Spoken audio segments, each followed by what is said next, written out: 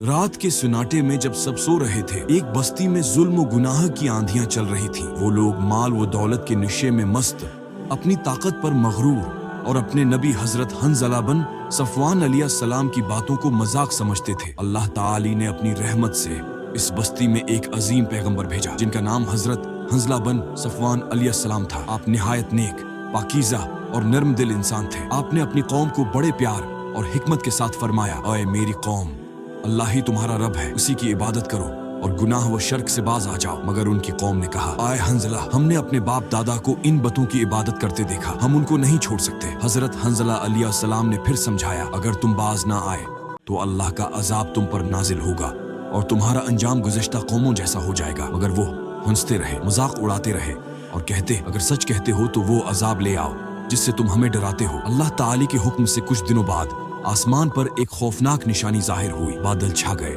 हवा रक गई और आसमान पर से एक होलनाक चीख गूंजी, ऐसी आवाज जिसने जमीन व आसमान को हिला दिया। फिर अचानक आसमान से पत्थरों की बारिश बरसने लगी। हर पत्थर ऐसा था जैसे आग में दहक रहा हो। जमीन थर थर कांपने लगी, पहाड़ लर्ज गए और वो बस्ती लम्हों में मिट्टी में मिल गई। जब खामोशी छा गई तो वहां जिंदगी का कोई निशान बाकी न रहा, न कसर, न महल, न बाजार, बस खाक, धवां और बर्बादी का मंजर। सिर्फ एक नाश सलामत देखी गई, हजरत हंजला बन सफवान अलैहिस्सलाम की, जिन्हें अल्लाह ताली ने अपनी कुदरत से महफूज रखा ताकि आने वाले लोग अबरत हासिल करें। कहा जाता है कि उनका जिस्म अल्लाह के हुक्म से एक चट्टान में महफूज हो गया था ताकि इम्तिहान देखें कि अल्लाह अपने नबियों को जाये नहीं करता। ये वाकया याद दिलाता है कि जब इंसान हद से बढ़ जाए और गुनाह को फख्र समझने लगे तो अल्लाह का अजाब आता है, लेकिन उससे पहले अल्लाह कई बार तनबिया करता है, रहमत के दरवाजे खोलता है। ऐ सुनने वाले, अगर आज हम भी हजरत हंजला अलैहिस्सलाम की कौम जैसे बन गए हैं तो हमें डरना चाहिए कि कहीं वही इंजाम हमारा ना हो। वापसी का रास्ता अभी खुला है